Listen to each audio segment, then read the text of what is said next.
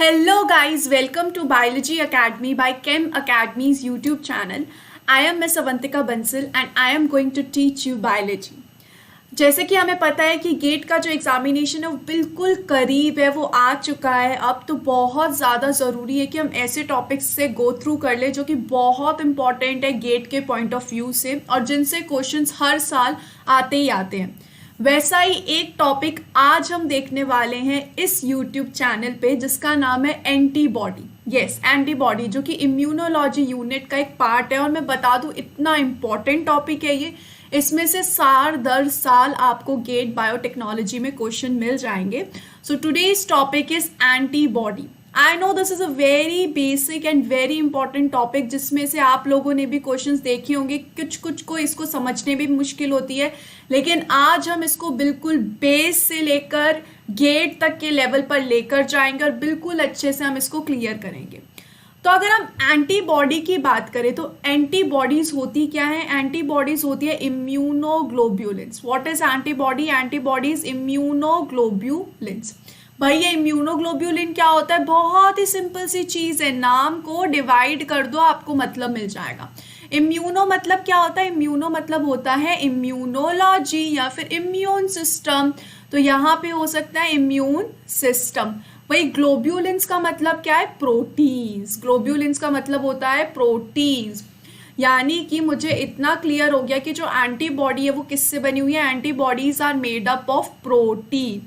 और ये किस में हेल्प करती है? ये हमारे डिफेंस सिस्टम में हेल्प करती है। अब क्वेश्चन आता है कि कैसे हेल्प करती है? बहुत ही सिंपल सा फंडा है। देखो, अगर हमारी बॉडी में किसी एंटीजन ने एंट्री की है, किसी फॉरेन पैथोजन ने एंट्री की है, तो वो क्या करेगा? वो हमारी बॉडी में पूरे इधर से उधर घूमेगा, बिल्कुल तेज तेज दौड़ेगा। तो उसको क्या करना पड़ेगा? उसको हमें पकड़ के रखना पड़ेगा ताकि वो इधर उधर ना बहुत तेजी से दौड़ ना सके। तो ये काम होता है एंटीबॉडी का। एंटीबॉडी उस पैथोजन को पकड़ के रखेगी ताकि हमारे जो इम्यून सिस्टम की सेल्स है वो उस पर अटैक कर सके। अगर पैथोजन बहुत तेजी से भागता रहेगा ना इधर उधर, तो उसको पकड़ना बहुत मुश्किल हो जाएगा। तो antibody basically what antibody will do, it will bind with antigen. It will bind with antigen. Antigen क्या होता है? एंटीजन कोई भी ऐसा फॉरेन पार्टिकल या फिर पैथोजन का पार्ट होता है जिससे एंटीबॉडी बाइंड हो सकती है। बहुत सिंपल सी चीज होती है। तो ये पैथोजन का पार्ट होता है एंटीजन। ये सिंपल सेंस में अगर हम देखें। अब अगर हम एंटीबॉडी को कंटिन्यू करें, अगर हम एंटीबॉडीज के बारे में ही देखें तो एंटीबॉडी का सबसे पहले हम स्ट्रक्चर देख लेते हैं जो कि बहुत इंपॉर्टेंट है। तो एंटीबॉडीज का जो स्ट्रक्चर होता है वो होता है वाई शेप स्ट्रक्चर। किस टाइप का स्ट्रक्चर है? वाई शेप स्ट्रक्चर है। टोटल 4 पॉलीपेप्टाइड से बना होता है। यस, 1 नहीं 2 नहीं, टोटल 4 पॉलीपेप्टाइड से बना होता है, जिनमें से 2 पॉलीपेप्टाइड्स तो होती है हैवी, बहुत भारी होती है। वहीं जो 2 पेप्टाइड्स होती है वो बिल्कुल लाइट होती हैं। तो ये होती है light polypeptide and heavy polypeptide. अगर हम इस पूरे का स्ट्रक्चर देख लें बहुत अच्छी तरीके से, तो देखो ऐसा इस तरीके से वाई शेप स्ट्रक्चर होगा। ऐसा हमने बना लिया आधा वाई और ये हमने बना लिया पूरा वाई। ये हो गई 2 पॉलीपेप्टाइड और इसके साथ साथ यहाँ पर एक और यहाँ पर एक। टोटल कितनी हो गई? 4 पॉलीपेप्टाइड्स हो गई ना। अब ये चारों पॉलीपेप्टाइड्स ऐसे हवा में तो उड़ेंगी नहीं, ऑब्वियसली ये एक दूसरे से कनेक्टेड होंगी। तो ये कनेक्टेड किससे होती है? एक बहुत ही important bond, that is disulphide bond. किसके थ्रू कनेक्टेड होती है? ये डाइसल्फाइड बॉन्ड के थ्रू कनेक्टेड होती है सारे के सारे जितने भी पॉलीपेप्टाइड्स हैं यहाँ पे। ठीक है, ये टोटल कितने डाइसल्फाइड होते हैं अगर मैं बताऊं तो एक एंटीबॉडी में, ए बी यानी कि एंटीबॉडी में टोटल 16 डाइसल्फाइड बॉन्ड्स प्रेजेंट होते हैं। टोटल 16 डाइसल्फाइड बॉन्ड प्रेजेंट है। यहाँ पे अगर ये प्रोटीन्स के बने हैं तो ऑब्वियस सी बात है ये अमाइनो एसिड्स के बने होंगे। अमाइनो एसिड के बने यानी कि इस प्रोटीन का एक एन टर्मिनल एंड होगा और एक सी टर्मिनल एंड होगा। एन टर्मिनल एंड होता है NH2 वाला एंड और सी टर्मिनल एंड होता है COOH वाला एंड। तो यहाँ पर ये वाला जो एंड होता है ये होता है एन टर्मिनल वाला। ठीक है, और वहीं ये वाला जो एंड है ये होता है सी टर्मिनल वाला एंड। राइट, ये बात हमें बहुत अच्छे से ध्यान रखनी है। अब अगर ये डाइसल्फाइड बॉन्ड बना रहा है यानी कि इसके पास क्या होना चाहिए, इसके पास 16 अमाइनो एसिड होना चाहिए, क्योंकि 16 अमाइनो एसिड के पास ऐसी कैपेबिलिटी है कि वो डाइसल्फाइड बॉन्ड बना सकता है।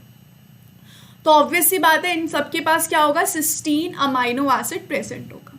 ठीक है भाई, इतनी बात मुझे बहुत अच्छे से समझ में आ गई।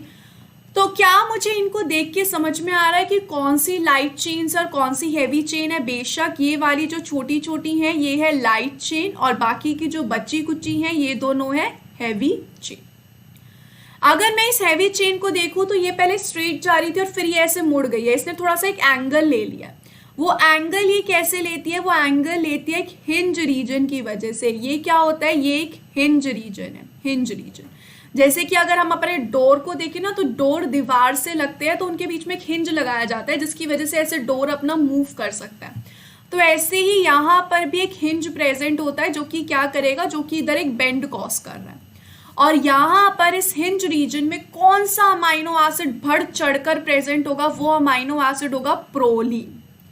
क्योंकि जब भी तुम्हें कोई बेंडिंग करवानी है ना, हमेशा उसके लिए प्रोलीन अमाइनो एसिड को याद किया जाता है क्योंकि उसका स्ट्रक्चर ही ऐसा होता है। ठीक है, तो ये क्या कॉज करता है? ये एक हिंज कॉज करेगा जिससे क्या कर सकते हैं, एक बेंडिंग कॉज कर सकते हैं। एक बहुत इंपॉर्टेंट क्वेश्चन बन सकता है कि कौन सा अमाइनो एसिड रिच होता है हिंज रीजन में। तो आपको पता होना चाहिए प्रोलीन अमाइनो एसिड रिच होता है हिंज रीजन में, राइट। इसके बाद अब क्वेश्चन आता है कि भाई मैम एंटीबॉडी का तो काम है क्या करना, एंटीजन से बाइंड करना। तो किधर बाइंड कर रहा है ये एंटीजन से? मुझे तो नहीं दिख रहा है ये बाइंड कर रहा है एंटीजन से। कौन सा रीजन है जो बाइंड करेगा एंटीजन से? बोलोगे बहुत ही बढ़िया क्वेश्चन। ये जो एन टर्मिनल वाला रीजन है ना, ये वाला रीजन करता है एंटीजन से बाइंड। तो यहां पर आके एंटीजन बाइंड होगा और यहां पर आके एंटीजन बाइंड होगा। ये होगी एंटीजन बाइंडिंग साइट। ये कौन सी साइट है? ये एंटीजन बाइंडिंग साइट है। यानी कि यहां पर ये जो अपना रीजन है ना, इससे थोड़ा सा ऐसे रीजन रिस्पॉन्सिबल होता है एंटीजन से बाइंड करने के लिए। एंटीबॉडी का ऐसा रीजन जो कि एंटीजन से बाइंड होगा उसको बोलते हैं पैराटॉप। पैराटॉप क्या है? पैराटॉप एंटीबॉडी का वो रीजन है जो कि बाइंड होगा एंटीजन से। बहुत इंपॉर्टेंट पॉइंट है। यहां पर ये जो मैंने ब्लू रीजन से मार्क किया है ना, ये ब्लू रीजन से इनको बोलते हैं वेरिएबल रीजन। इसको क्या बोलते हैं? Variable region. वेरिएबल रीजन का मतलब क्या होता है? मतलब वेरिएबल का मतलब क्या होता है? जो वेरी हो सकता है। यानी कि ये वाला रीजन क्या हो सकता है? वेरी। अब देखो इस दुनिया में कितने सारे टाइप के पैथोजन होंगे, हम अगर ऐसे भी गिनने लगे ना तो इतने सारे हमारे नाम पे आ जाएंगे। रोज रोज नए नए कोई पैथोजन इन्वेंट भी हो जाते हैं। तो इतने सारे पैथोजन्स हैं। तो ये पैथोजन यहाँ पे एंटीबॉडी से आके बाइंड करेंगे, लेकिन एंटीबॉडीज तो लिमिटेड है ना, एंटीबॉडीज का तो स्ट्रक्चर ऐसा ही रहेगा। तो basically antibody is very smart. वो क्या करता है? वो अपने लोअर रीजन को तो सेम रखता है, लेकिन ये जो अपना ऊपर वाला रीजन है ना, ये चेंज करता रहता है। थोड़ा चेंज करता रहेगा, इसलिए इसको बोलते हैं वेरिएबल रीजन। इस एंटीबॉडी से इस एंटीजन से बाइंड करना है, थोड़ा सा चेंज हो गया। इस एंटीजन से बाइंड करना है, थोड़ा सा चेंज हो गया। तो बेसिकली सिर्फ ऊपर वाला रीजन थोड़ा सा चेंज होगा, बाकी नीचे वाला जो ये रेड रीजन है ये सेम रहता है। इसलिए इस रेड रीजन को बोलते हैं कांस्टेंट रीजन। इस रेड रीजन को क्या बोलते हैं? Constant region.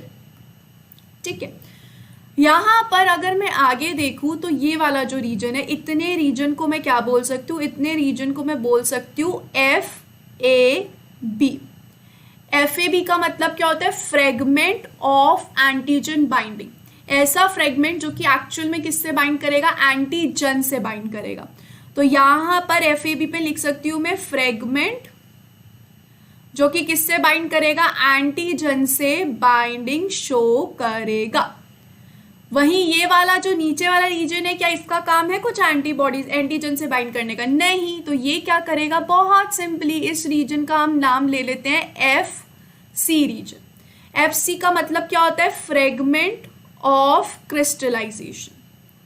ये क्या कर सकता है? ये क्रिस्टलाइज हो सकता है, इसलिए फ्रेगमेंट ऑफ क्रिस्टलाइजेशन कह दिया गया है। इसका एंटीजन बाइंडिंग में कोई रोल नहीं आएगा। ये सिर्फ इस एंटीबॉडी का पूरे स्ट्रक्चर में रोल प्ले कर रहा है, इसका ये रोल है।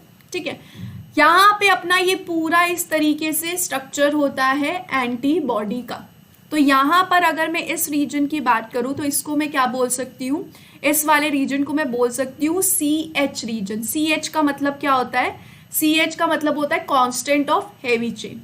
यहाँ पे इसको भी मैं बोल सकती हूँ CH रीजन, इसको मैं क्या बोलूंगी, इसको भी मैं बोलूंगी CH रीजन, लेकिन इसको क्या बोलूंगी, इसको मैं बोलूंगी CL रीजन। क्यों? क्योंकि ये लाइट चेन का कांस्टेंट रीजन है।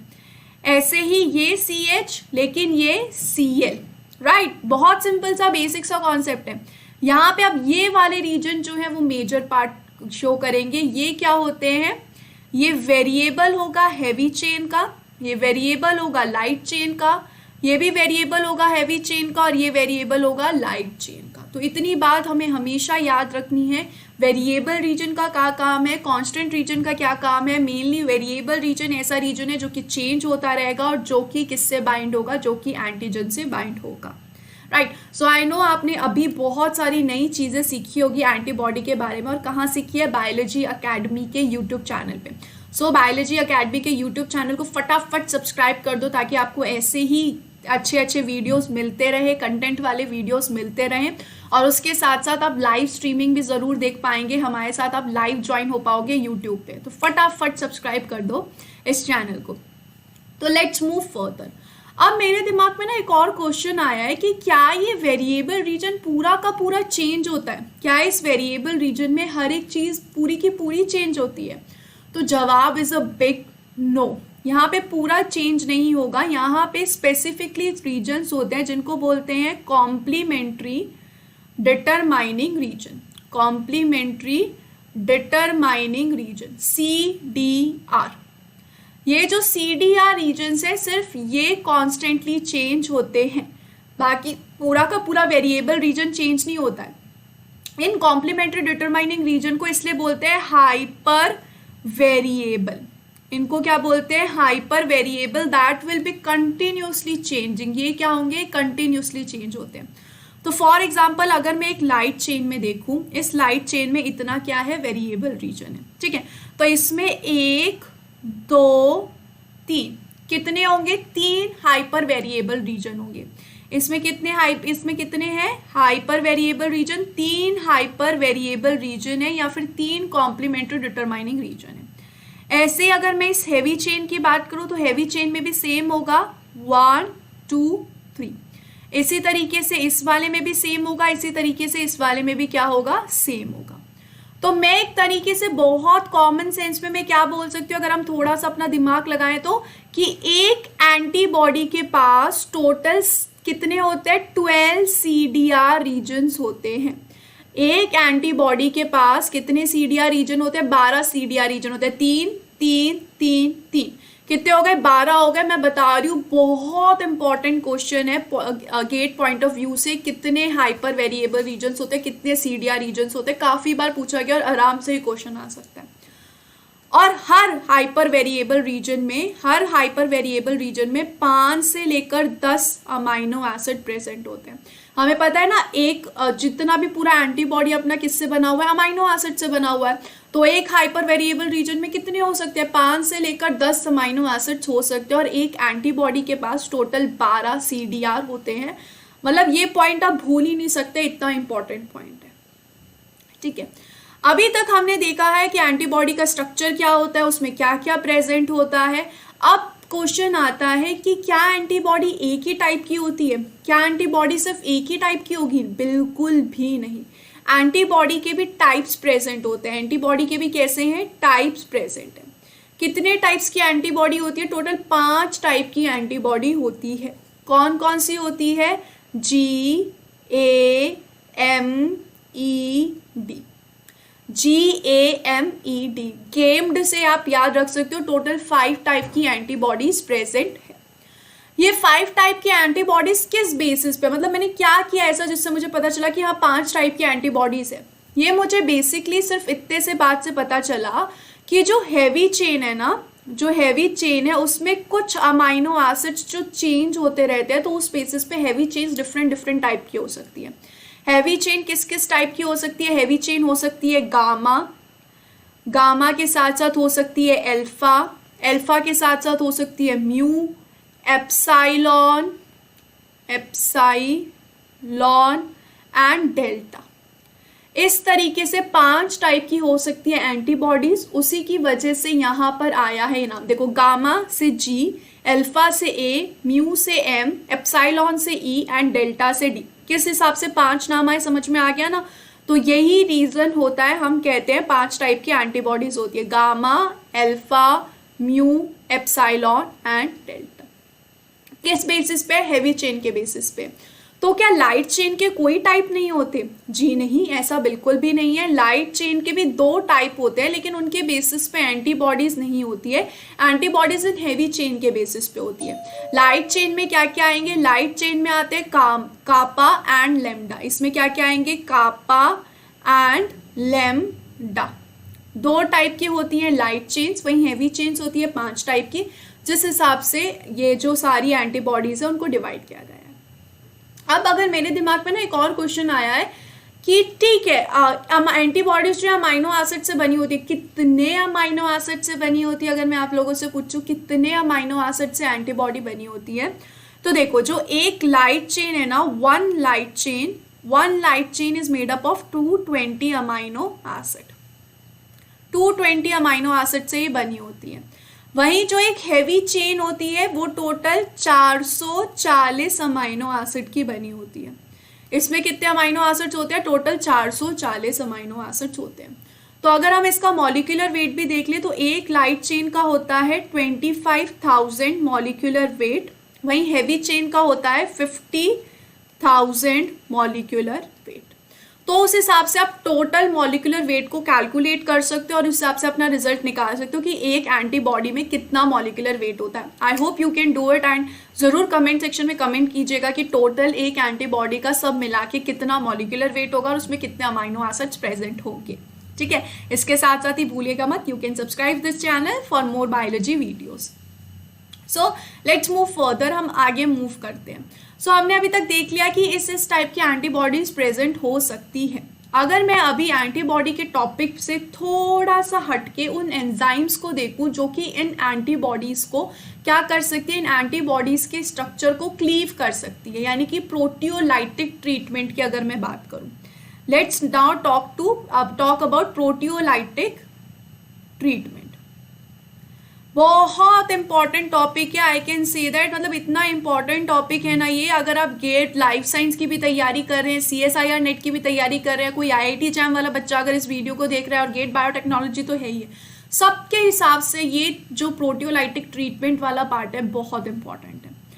तो अगर हम यहाँ पे प्रोटियोलाइटिक ट्रीटमेंट देखिए तो 3 प्रोटियोलाइटिक ट्रीटमेंट बहुत इंपॉर्टेंट आते हैं। सबसे पहला होता है पेपेन के थ्रू।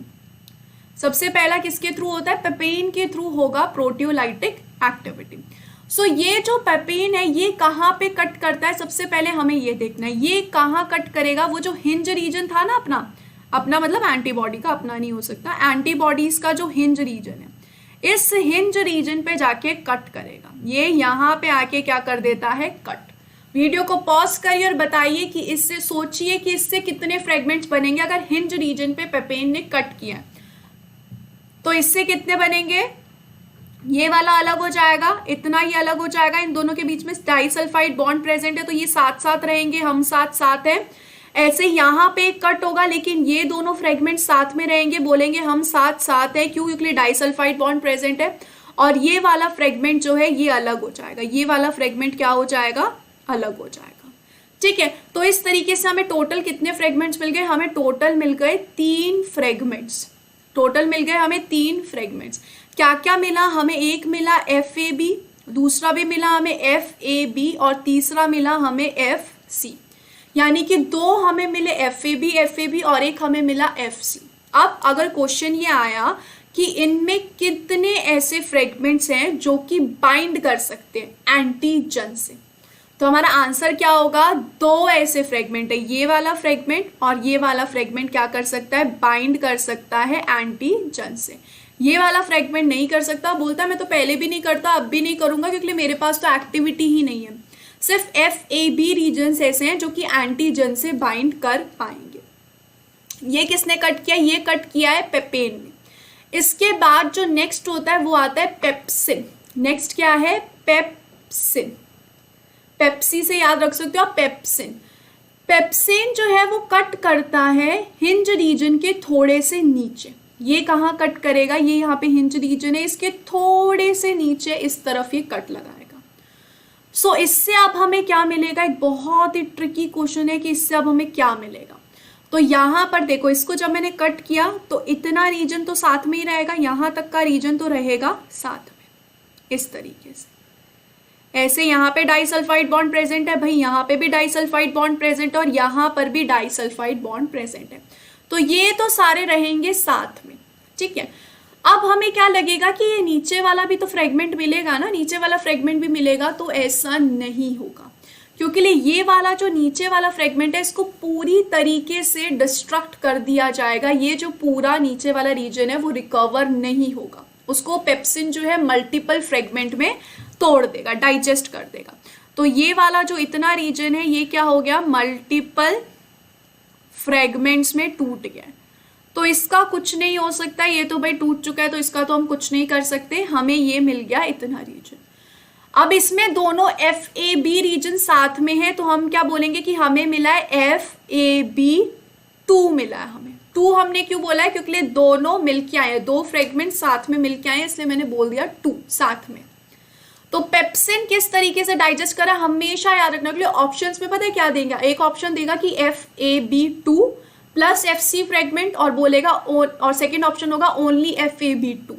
तो कौन सा वाला ऑप्शन सही है, सेकेंड वाला ऑप्शन सही है, ये बात हम हमेशा ध्यान रखेंगे।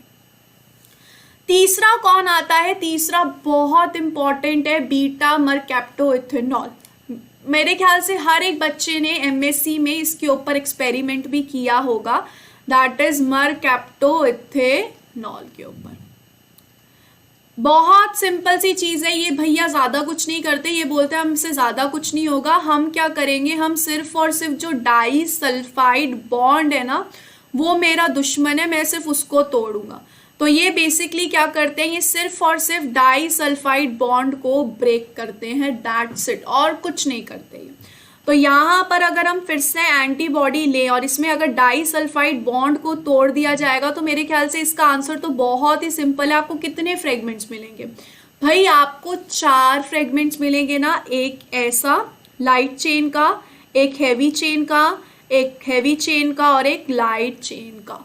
टोटल कितने फ्रेगमेंट्स मिले हमें, टोटल 4 फ्रेगमेंट्स मिले, क्योंकि सबको किसने जोड़ रखा था, सबको जोड़ रखा था डाइसल्फाइड बॉन्ड ने। डाइसल्फाइड बॉन्ड नहीं रहा तो कैसी जोड़ी, सब अलग हो गए, ठीक है। तो अब अगर मैं क्वेश्चन आ गया कि क्या बीटा मरकैप्टोइथेनॉल से ट्रीट करने के बाद किसी के पास भी, किसी फ्रेगमेंट के पास भी एंटीजन बाइंडिंग कैपेबिलिटी होती है, तो उसका आंसर है बिग नो, क्योंकि ये सारे वेरिएबल रीजन्स अलग हो चुके हैं, सब अलग हो चुके हैं, तो उनके पास एंटीजन बाइंडिंग रीजन प्रेजेंट नहीं है। क्या पेप्सिन में है, बेशक है, अगले पेप्सिन में FAB रीजन साथ में है। क्या पेपेन में होगा, बेशक होगा, लेकिन बीटा मरकैप्टोइथेनॉल के थ्रू अगर आपने डाइजेशन किया है तो बिल्कुल भी नहीं होगा। और मैं आप लोगों को बता दूं कि ये कॉन्सेप्ट जो है बहुत ज़्यादा इंपॉर्टेंट है, इसमें से आराम से हम क्वेश्चन देख सकते हैं, प्रीवियस ईयर भी ऐसे क्वेश्चंस आए हैं। इससे मैं आपको बता दूं कि इस PPT की इस वीडियो के एंड में हम देखने भी वाले हैं कुछ PYQ क्वेश्चंस जो कि आए हुए हैं गेट बायोटेक्नोलॉजी के एग्जामिनेशन में। अगर अब हम फिर से हमारे उसी टॉपिक पे जंप करें, दैट इज 5 टाइप की IG यानी कि इम्यूनोग्लोबुलिन। तो टोटल 5 टाइप की होती है ना, तो सबसे पहली कौन सी है, सबसे पहली है IgG। IgG यानी कि उसके पास किस टाइप का हैवी चेन प्रेजेंट होगी, उसके पास होगा गामा टाइप की हैवी चेन। तो अगर हम इसकी बात करें, IgG की बात करें, तो ये मोस्ट अबंडेंट एंटीबॉडी होता है। सभी एंटीबॉडीज में से मोस्ट अबंडेंट अगर आपको एंटीबॉडी जाननी हो तो कौन सी होगी, IgG। करीबन 80% जितनी भी एंटीबॉडीज है उसका टोटल 80% तो IgG ही बना लेता है। IgG जो मोस्ट अबंडेंट होने के साथ साथ इसके टाइप्स भी होते हैं, ये 4 टाइप में डिवाइडेड होता है। कौन कौन से होते हैं, IG1, IgG2, IgG3 and IgG4। और इसकी एक स्पेशलिटी है, इसकी इस आईजीजी की एक स्पेशलिटी क्या है, क्योंकि ओनली सिर्फ यही ऐसी एंटीबॉडी है जो कि क्रॉस कर सकती है प्लेसेंटा को, यानी कि मदर से फीटस में ये ट्रांसफर हो सकती है प्लेसेंटा के थ्रू। कौन कौन क्रॉस कर सकती है? IgG1, IgG3 and IgG4। IgG2 नहीं कर सकती है ऐसा, IgG1, 3 एंड 4 कर सकती है। बहुत इंपॉर्टेंट है, which of the antibody is able to cross placenta? IgG। ठीक है, इसका अगर हम स्ट्रक्चर देखें तो बिल्कुल वैसा ही स्ट्रक्चर है जो कि अभी हमने देखा था पहले, बाई शेप स्ट्रक्चर होगा। और इसको मैं क्या बोल सकती हूँ? इसको मैं बोल सकती हूँ बाईवेलेंट। बाईवेलेंट क्यों? क्योंकि ये टोटल 2 एंटीजन से बाइंड करेगा, ये टोटल 2 एंटीजन से बाइंड करेगा, इसलिए मैंने इसको बोल दिया बाईवेलेंट। इसके बाद अगर नेक्स्ट एंटीबॉडी की बात करें तो वो होता है IgM antibody. IgM antibody comparatively काफ़ी लेस अमाउंट में होता है, ये सिर्फ 5% से लेकर 10% होता है।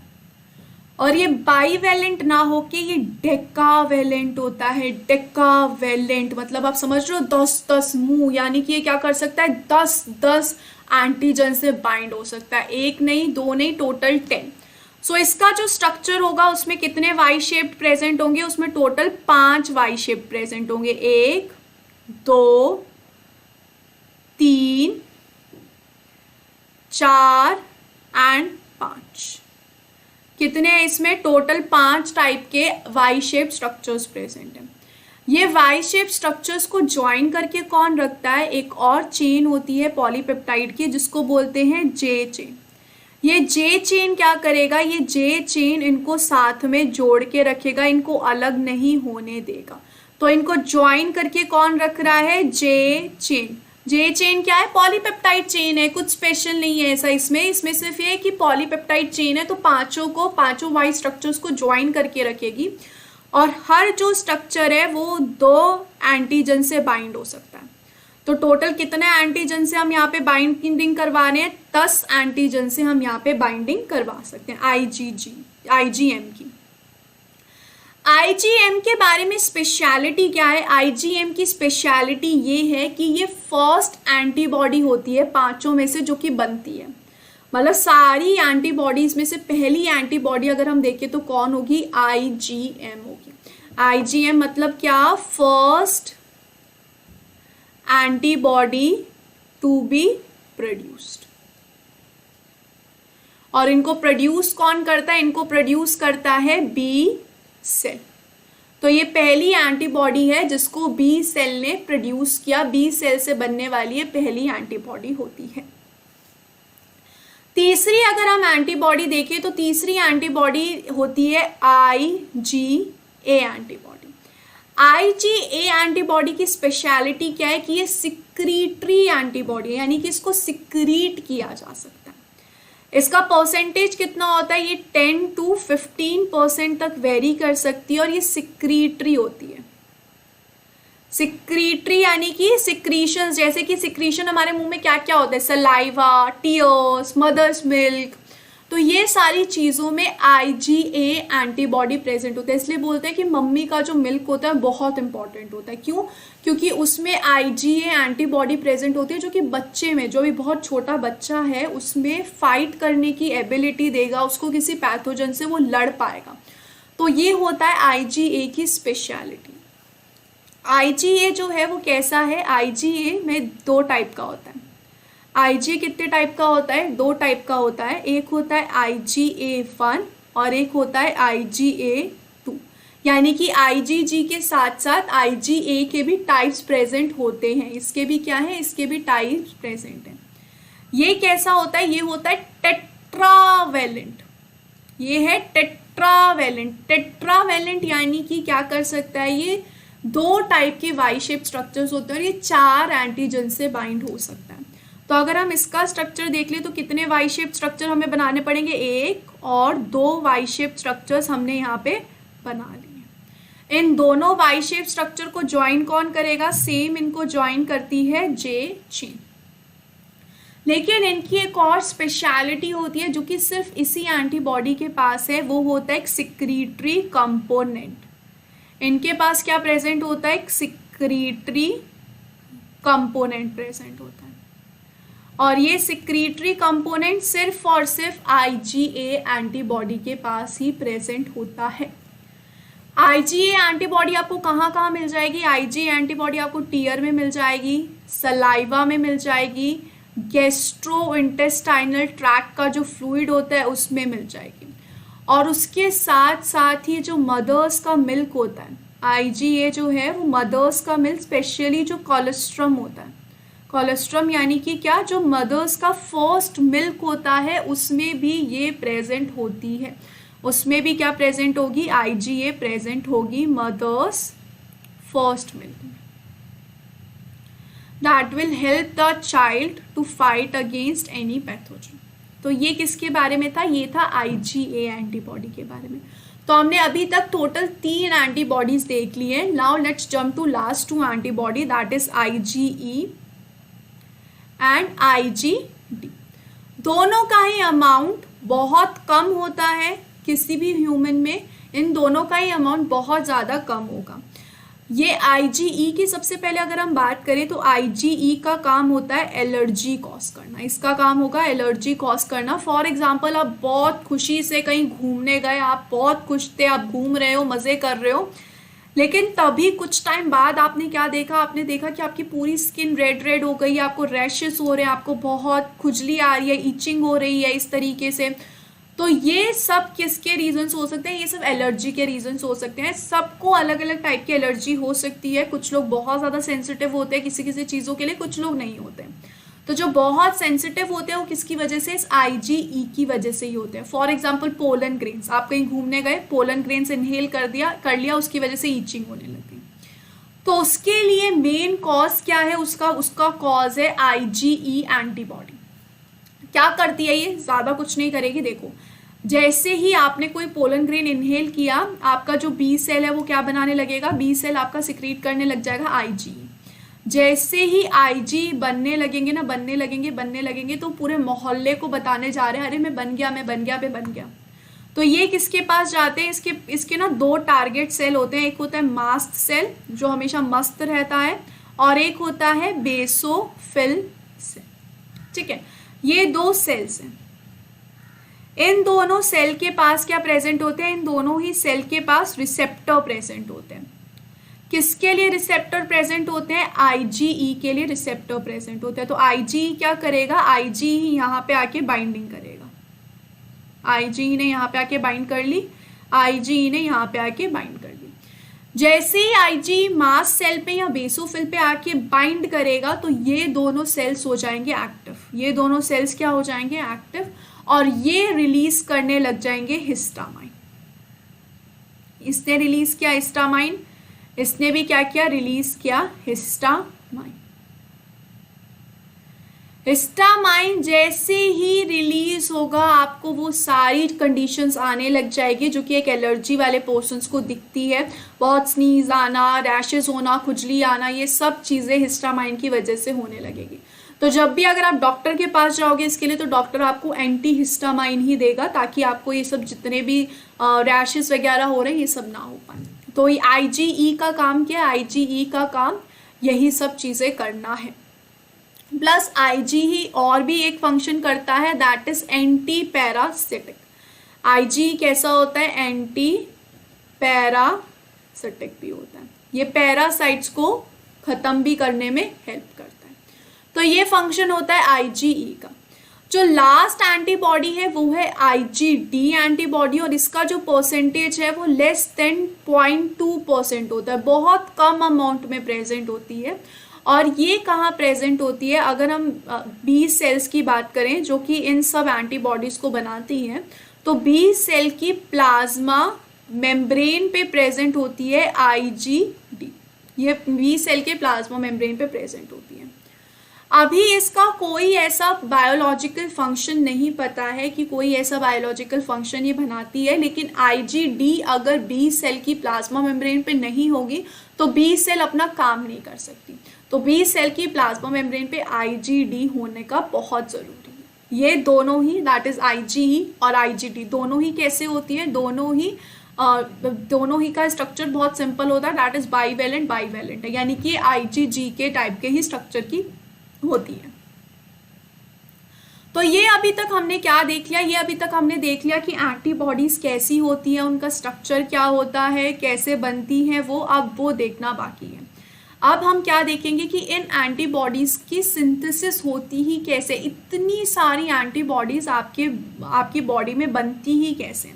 अगर हम एंटीबॉडीज की बात करें तो एक दिन में आपकी बॉडी में लगभग 10⁶ एंटीबॉडीज बनती है। इतनी सारी एंटीबॉडीज आपके बॉडी में पर डे बनती है, एक दिन में बनती है, यानी कि आप समझ रहे हो कितनी सारी एंटीबॉडीज हैं ये।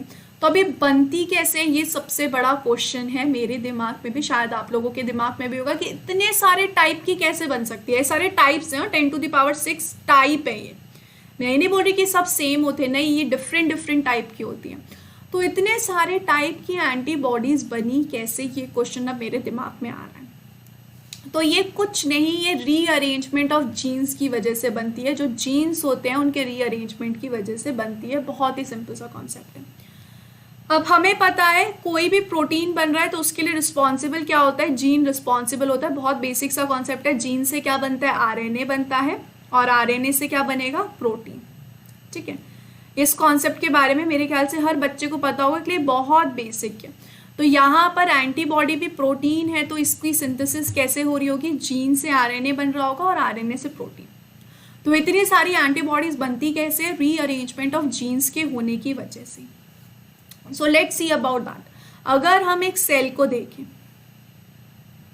If we see a B cell, तो हर सेल में क्या हो सकते हैं, डिफरेंट टाइप के क्रोमोसोम्स होते हैं। 1 2 3 4 23 पेयर्स ऑफ क्रोमोसोम्स होते हैं। तो हमें यहाँ पे 3 क्रोमोसोम को फोकस में लेना है, first chromosome, second and third.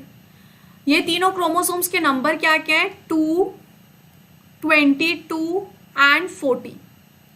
ठीक है, सेकेंड क्रोमोसोम को, 22वें क्रोमोसोम को और 14th क्रोमोसोम को हमें फोकस में लेना है। क्यों, क्योंकि ये वाला जो क्रोमोसोम है ये कापा जीन की सिंथेसिस करता है।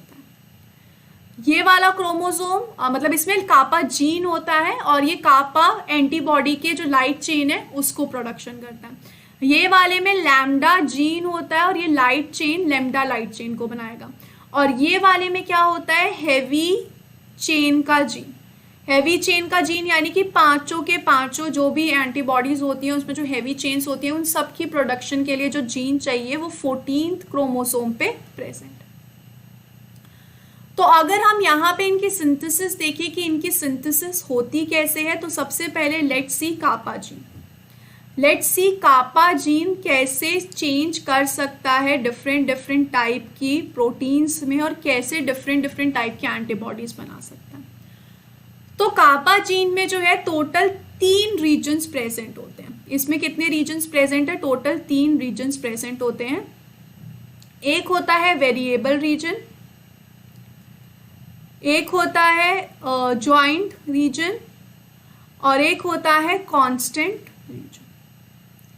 टोटल 3 रीजन्स प्रेजेंट होते हैं इस कापा जीन में। आप ये जो वेरिएबल, जॉइंट और कांस्टेंट है क्या, देखो अगर हम एक लाइट चेन को कंसीडर करें तो हमें पता है लाइट चेन में इस तरफ का एंड होता है N एंड, इस तरफ का एंड होता है C एंड। आधे पार्ट को बोलते हैं वेरिएबल रीजन और आधे पार्ट को बोलते हैं कांस्टेंट रीजन। तो यहाँ पर ये जो वेरिएबल रीजन है ये इस टॉप रीजन को बनाएगा। ये जो टॉप रीजन है ये किससे बना होगा, ये बना होगा वेरिएबल जीन से। ये जो कांस्टेंट जीन है वो इस लोअर रीजन को बनाएगा। ये जो कांस्टेंट एंड है ना ये बना होगा कांस्टेंट जीन से। ठीक है, वहीं अब ये जो जॉइंट रीजन है ये क्या करेगा, ये इन दोनों को ज्वाइन करने वाले स्ट्रक्चर को बनाएगा। तो इसलिए इसको बोला जाता है ज्वाइंट। क्यों, क्योंकि ये क्या कर रहा है, ज्वाइन कर रहा है वेरिएबल पार्ट को और कांस्टेंट पार्ट को। तो वेरिएबल क्या बनाता है, वेरिएबल जीन बनाएगा N टर्मिनल वाला एंड, कांस्टेंट रीजन बनाएगा C टर्मिनल वाला एंड, और वहीं जॉइंट रीजन क्या बनाएगा, जो वेरिएबल रीजन का C टर्मिनल एंड होता है उसको बनाएगा। ये वाला जो वेरिएबल रीजन है, इसका जो सी टर्मिनल एंड है, इसको कौन बनाएगा? जॉइंट रीजन्स बनाएगा।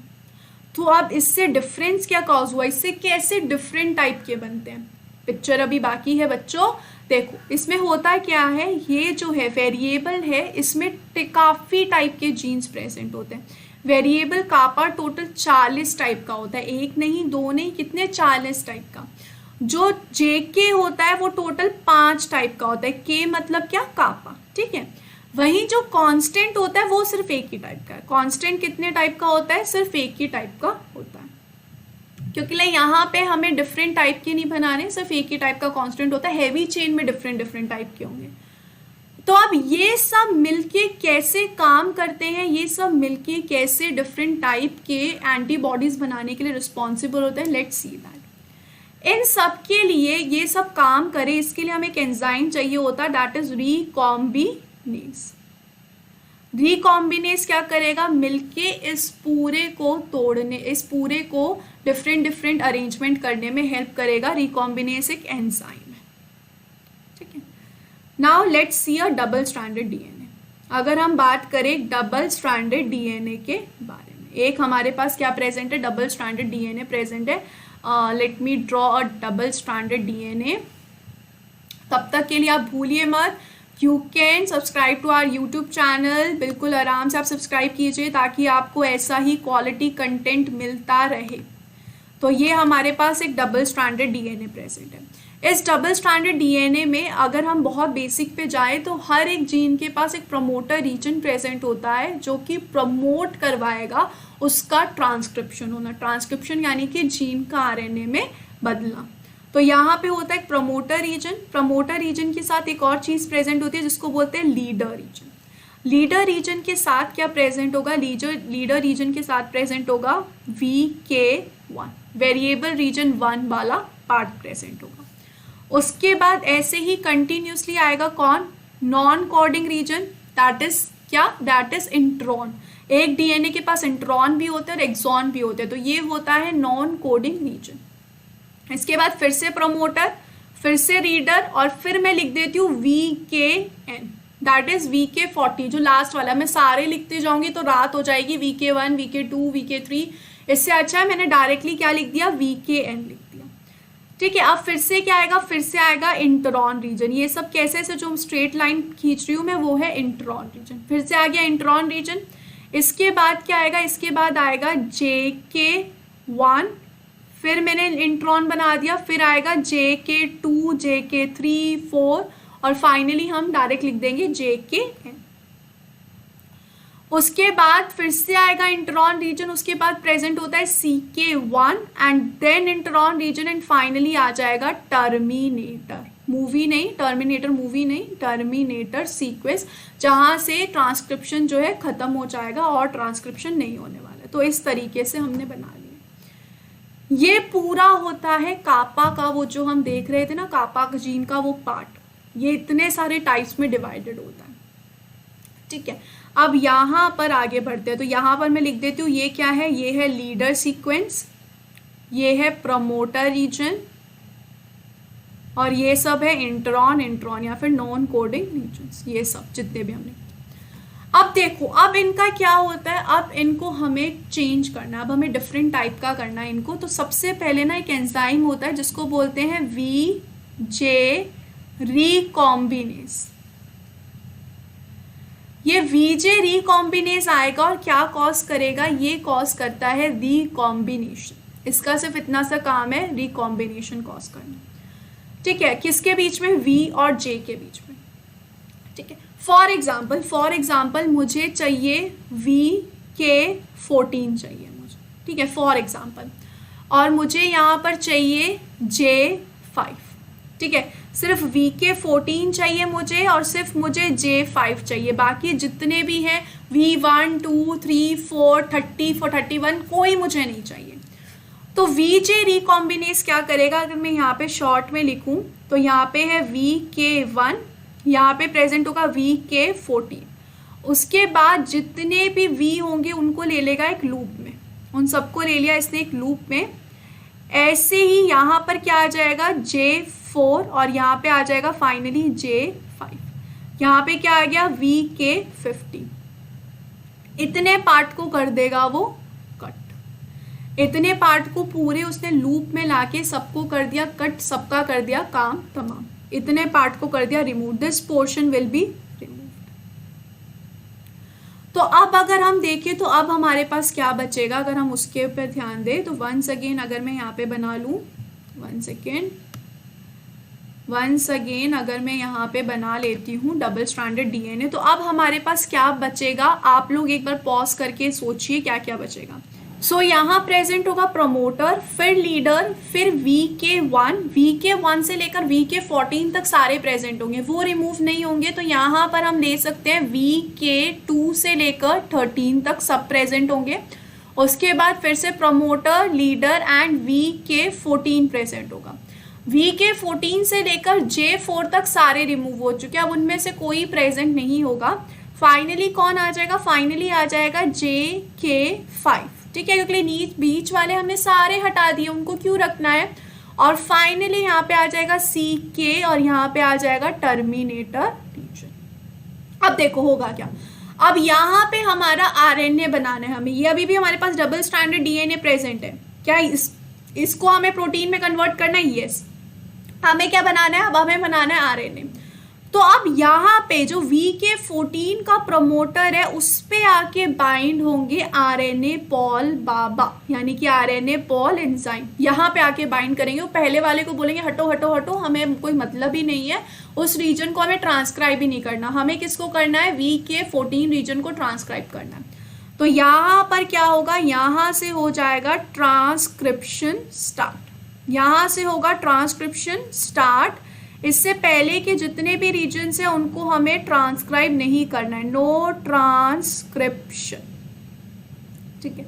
तो यहाँ पे जब ट्रांसक्रिप्शन शुरू होगा तब हमें RNA कैसा मिलेगा, RNA में हमें क्या क्या रीजन्स मिलेंगे, सीक्वेंस मिलेंगे, वो हम देख लेते हैं।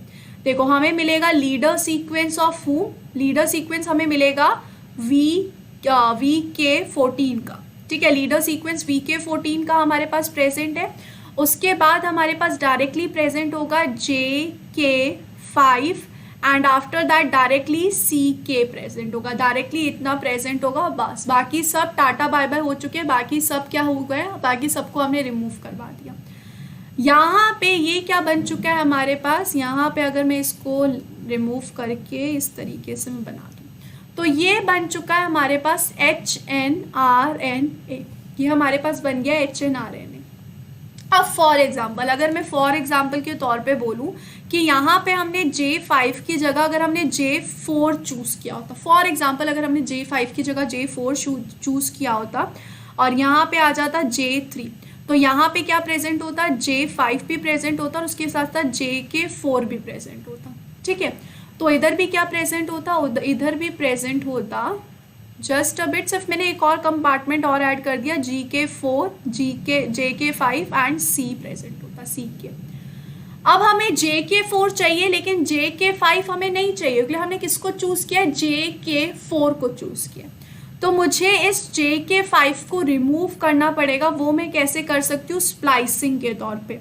आपको पता होगा मॉल बायो में जब पहले स्प्लाइसिंग, पहले mRNA नहीं बनता है, पहले HNRNA बनता है, फिर इस HNRNA का स्प्लाइसिंग होगा और उस पे जाके फाइनली बन जाएगा mRNA। सो आप देखो अब फिर से एक ऐसा सा लूप बन जाएगा इस तरीके से, यहाँ पे लीडर सीक्वेंस VK14, फिर यहाँ पे क्या आ जाएगा, यहाँ पे आ जाएगा J4 JK4 और यहाँ पे आ जाएगा CK। इस लूप में आ जाएगा JK5 और इस लूप को कर दिया जाएगा रिमूव, इस लूप को क्या कर दिया गया, रिमूव कर दिया गया है। फाइनली हमारे पास यहाँ पे क्या आ जाएगा, VK14 VK14 JK4 and CK, ये बन चुका है mRNA, जिससे बन जाएगा प्रोटीन, किसका, लाइट चेन का, इससे बन जाएगा प्रोटीन लाइट चेन का। इतना सिंपल प्रोसेस होता है एंटीबॉडी का लाइट चेन बनाने में। आप पहली बार देख रहे हो इसलिए आपको लग रहा है अरे क्या क्या क्या हो रहा है, लेकिन गौर से देखोगे ना बहुत सिंपल प्रोसेस है, कुछ नहीं करना है। सबसे पहले VJ रिकॉम्बिनेज आएगा, V और G के बीच के रीजन को हटा देगा। उसके बाद आरएनए पॉल आएगा, स्पेसिफिक जो वी चाहिए उसी से ही ट्रांसक्रिप्शन करना शुरू करेगा। फिर फाइनली अगर हमें कोई जे चेन रिमूव करनी है तो उसके लिए हम स्प्लाइसिंग कर देंगे, जे चेन हटा दी, बन गया हमारा light chain, as simple as that. तो इस तरीके से अब आप लगा लो कितने टाइप के जे चेन्स बन सकती है, सॉरी कितने टाइप की लाइट चेन्स बन सकती है, हिसाब लगा लो। इतनी सारी चीज़ों को हम रिमूव कर सकते हैं, ऐड कर सकते हैं, रिमूव कर सकते हैं, ऐड कर सकते हैं, कितने सारे टाइप की बन जाएगी, राइट। ऐसे ही लैम्डा के लिए भी सेम प्रोसेस चलता है। अब हम लैम्डा का प्रोसेस फिर से नहीं देखने वाले हैं, लैम्डा में भी सेम प्रोसेस वही सब चलेगा, लैम्बा लिख दिया मैंने, सॉरी, लैम्डा में भी सेम प्रोसेस चलेगा। बस इसमें क्या है, इसमें जो वी लैम्डा होता है वो 40 की जगह 30 होता है, इसमें थोड़ा सा कम है। ऐसे ही जो जे लैम्डा है यहाँ पे 4 ही होते हैं, 5 नहीं है। बट यहाँ पे जो सी लैम्डा है वो थोड़े से ज़्यादा होते हैं, वो 4 होते हैं। कॉन्स्टेंट रीजन के लिए जो है वो 4 है, बाकी सब सेम चलेगा, सिर्फ वीजे रिकॉम्बिनेज होगा, उसके बाद आरएनए पॉल आएगा स्पेसिफिक जगह पे, और उसके बाद फाइनली स्प्लाइसिंग हो जाएगी, काम खत्म, काम हो गया, खत्म। ये होता है लाइट चेन की डाइवर्सिटी। लाइट चेन में इतने सारे टाइप्स ऑफ लाइट चेन कैसे बनती है। अब आती है हैवी चेन की बारी, अब आएगी हैवी चेन की बारी कि हैवी चेन को इतने सारे टाइप में कैसे बनाया जाता है। तो हैवी चेन में वी प्रेजेंट होता है, जे प्रेजेंट होता है और सी प्रेजेंट होता है। ये तीनों चीज़ें तो पहले से प्रेजेंट है। एक और चीज़ इसमें ऐड हो जाती है, वो होता है डी रीजन। डी रीजन को बोलते हैं डाइवर्सिटी रीजन। ये वी और जे के बीच में प्रेजेंट है और ये और डाइवर्सिटी क्रिएट करेगा। इसका क्या काम है, इसका काम है कि और डाइवर्सिटी क्रिएट करे और डिफरेंट टाइप की हैवी चेन्स बनाने में हेल्प करे। तो यहाँ पर अगर हम देखें वी एच, हैवी चेन का वी कितना होता है, लगभग 50 होता है। वेरिएबल रीजन्स कितने होते हैं, 50 होते हैं। डी कितना होता है, डी होता है 27, इतने सारे रीजन्स प्रेजेंट होते हैं। वहीं जे कितना प्रेजेंट है, जे प्रेजेंट होता है 6। जे कितने प्रेजेंट है, 6 प्रेजेंट है। और अगर हम सी एच की बात करें तो सी एच आप ही लगा लो कितने प्रेजेंट होंगे, एक एम का, एक ई का, एक डी का, ठीक है, 4 जी के एंड 2 ए के। तो टोटल कितने प्रेजेंट होंगे, 9 प्रेजेंट होंगे। ये तो टोटल हमें उसी हिसाब से लगाना है जितने टाइप की हमारे एंटीबॉडीज होती है, उस हिसाब से हमने बना लिया यहाँ पे, ठीक है। अब समझ में आया आपको, जी भी डिफरेंट टाइप के कैसे होते हैं, ए भी डिफरेंट टाइप के कैसे होते हैं, इसलिए यहाँ पे डबल स्ट्रैंडेड डीएनए में उस पर डिफरेंट टाइप के रीजन्स प्रेजेंट होते हैं हैवी चेन के। तो अगर मैं यहाँ पे फिर से बना लूँ एक डबल स्ट्रैंडेड डीएनए, तब तक के लिए सब्सक्राइब कर दीजिए फटाफट से। चैनल को लाइव स्ट्रीम देखना है या नहीं देखना है, फटाफट सब्सक्राइब कर दो भाई। पर अगर हम देखें तो सेम वही प्रेजेंट होगा जैसे लाइट चेन के लिए प्रेजेंट था, PL और उसके बाद VH1। VH1 के बाद डायरेक्टली मैं लिख देती हूँ VHN। VHN का भी प्रमोटर और वो प्रेजेंट होगा, तो वो भी हम मेंशन कर देते हैं। यहाँ पे प्रेजेंट होगा प्रमोटर रीजन, फिर लीडर रीजन और फिर VHN। VHN यानी कि VH50, और ये बीच में बाकी सारे VH प्रेजेंट है, लेकिन हम ड्रॉ नहीं करेंगे, बहुत टाइम लग जाएगा उसमें। उसके बाद यहाँ पे क्या आ जाएगा, DH1, ठीक है। DH1 के बाद DHN लिख देते हैं, मतलब बीच में सारे के सारे प्रेजेंट है। उसके बाद यहाँ पे क्या आ जाएगा, उसके बाद यहाँ पे आ जाएगा JH1 एंड JHN, फाइनली इस तरीके से मेंशन कर देते हैं, ठीक है। अब इसके बाद क्या आएगा, इसके बाद हमारे सारे के सारे वो सारे रीजन्स आएंगे जो कि कांस्टेंट के लिए रिस्पॉन्सिबल होते हैं, यानी कि यहाँ पर बाकी सब रीजन्स आएंगे। और इसको अगर मैं जूम करके दिखाऊं इधर, तो कैसे प्रेजेंट होगा, देखो CH म्यू प्रेजेंट होगा, म्यू यानी कि किसके लिए, M के लिए। उसके बाद प्रेजेंट होगा CH डेल्टा, डेल्टा यानी कि किसके लिए, D के लिए। उसके बाद क्या प्रेजेंट होगा, CH gamma 1, CH gamma 2, CH gamma 3, CH gamma 4, ठीक है, चारों G के लिए हो गया। उसके बाद CH अल्फा 1, CH अल्फा 2 के लिए, और उसके बाद फाइनली होगा CH एप्सिलॉन के लिए। इस तरीके से पूरे के पूरे ये यहाँ पे अरेंज होंगे, ठीक है। ये सारे जो रीजन्स है क्या है, ये सारे के सारे रीजन्स होते हैं कांस्टेंट के लिए, और इन सभी के बीच में इंट्रॉन्स भी प्रेजेंट होंगे, यानी कि स्विच रीजन्स भी प्रेजेंट होंगे।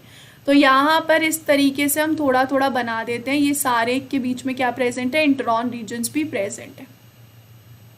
क्योंकि जो इनको क्या कर पाएगा, सेपरेट कर पाएगा। तो ये यहाँ पे क्या होंगे, स्विच जीन हम इनको बोल सकते हैं, नॉन कोडिंग जीन्स होंगे, ये स्विच कर सकते हैं।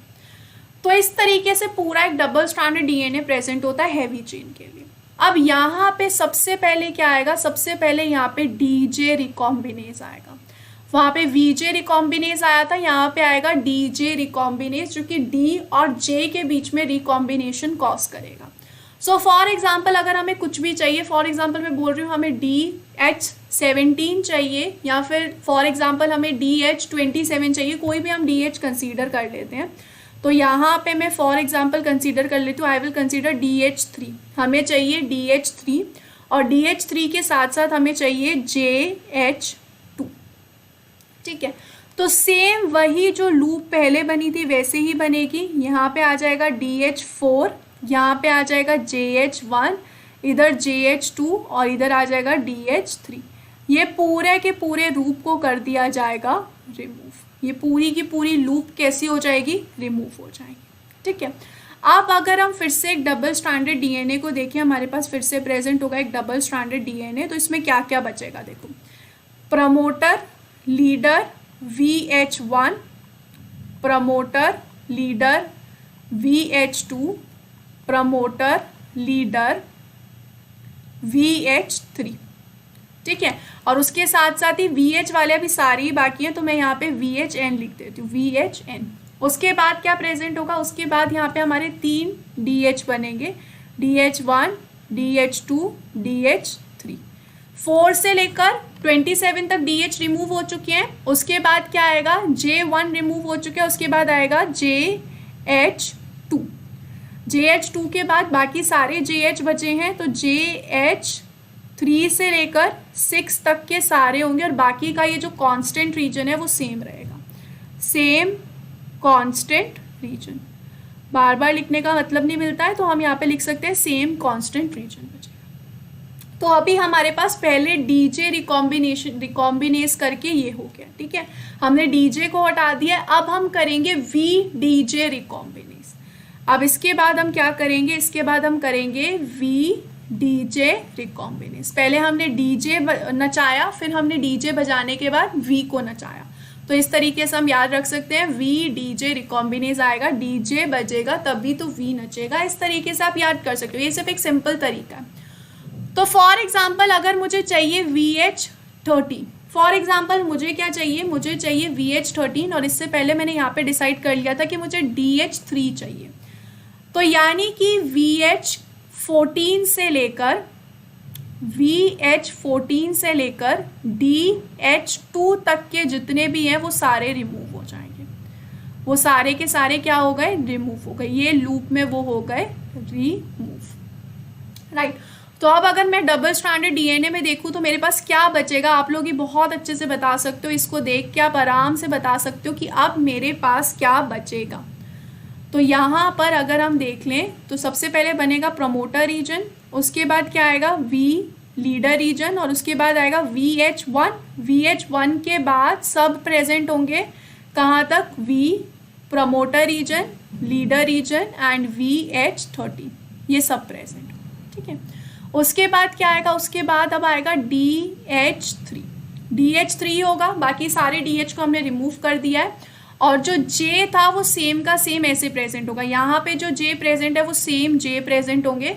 तो यहाँ पे JH कौन सा हमने लिया है, हमने लिया है JH2 को, तो JH2, उसके बाद JH3 से लेकर 6 तक, और उसके बाद C वाला रीजन जो है कांस्टेंट रीजन, जो कि सेम है। ठीक है, अभी हमने क्या कर दिया, अभी हमने V को रिमूव करवा दिया, D को रिमूव करवा दिया, J को रिमूव करवा दिया। फाइनली अब वही कहानी सेम जो हमने पहले की थी ना, बिल्कुल डिट्टो सेम होगा, ट्रांसक्रिप्शन होगी। ट्रांसक्रिप्शन के लिए डीएनए पॉल कहाँ आएगा, आरएनए पॉल कहाँ आएगा, आरएनए पॉल आ जाएगा यहाँ पे। तो हमें क्या मिलेगा, हमें एक मिलेगा HNRNA, जिसमें क्या प्रेजेंट होगा, V13 के बाद DH3 के बाद JH2, JH3, 4, 5, 6, सारे के सारे प्रेजेंट होंगे। उसके बाद जितने भी रीजन्स थे वो सारे प्रेजेंट होंगे, दैट इज म्यू के बाद हमने कौन सा लिया था, डेल्टा के बाद gamma 1, 2, 3, 4, alpha 1, alpha 2 and epsilon. ये सारे प्रेजेंट होंगे। सेम वही कहानी, सेम टू सेम। उसके बाद हो जाएगी स्प्लाइसिंग, उसके बाद फाइनली होगी स्प्लाइसिंग। ये हमें मिला है HNRNA। अब फॉर एग्जाम्पल मुझे बनाना है IgG2, मुझे जो भी बनाना है वो मुझे मुझे फॉर एग्जाम्पल बनाना है IgG2। तो मुझे यहाँ पे mRNA में क्या मिलेगा, V13, DH3, उसके बाद JH2, बाकी के सारे रिमूव हो जाएंगे और फाइनली मुझे मिल जाएगा यहाँ पे गामा।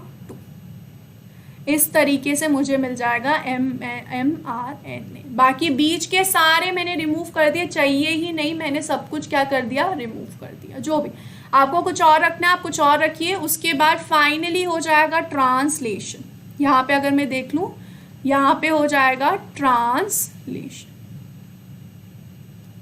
सो ट्रांसलेशन करके मुझे किस टाइप की कंडीशन मिलेगी, इस टाइप की। देखिए अगर मैं ऐसे इसको बनाऊं तो इधर वेरिएबल रीजन में हमने कौन सा चूज किया, वेरिएबल रीजन में हमने चूज किया V13।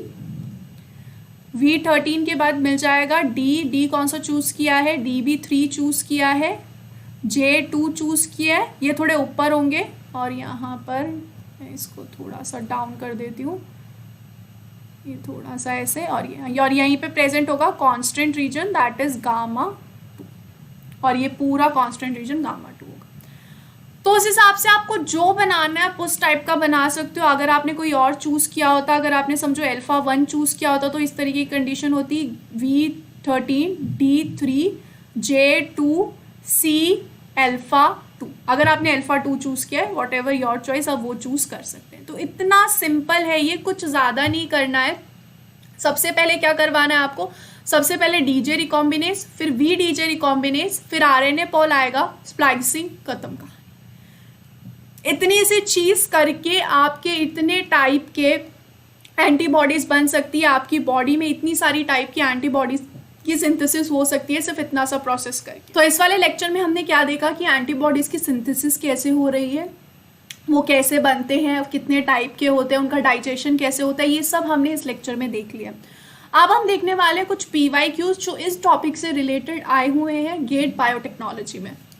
So let's see those questions first.